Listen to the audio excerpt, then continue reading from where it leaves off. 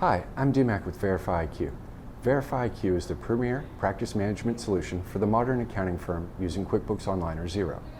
Welcome to our setup series. Here we will be discussing your frequently asked questions. In today's video, I will show you how to reassign users within VerifyiQ. If you need to reassign a user for one client, it's easiest to do that on the Clients tab.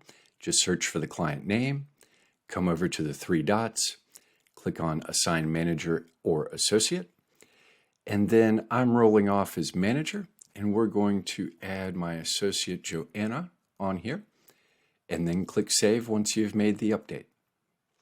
Now that's for a specific user to client assignment. If you need to do a mass user to client assignment, come over to the Manager and Associates tab, search for the person you wish to reassign, click on the three dots next to their name, click Edit, and then down here at the bottom you can do a mass reassignment of clients to personnel. After you've made the updates, click Save, and that is how you reassign clients and users. I hope you've enjoyed today's video.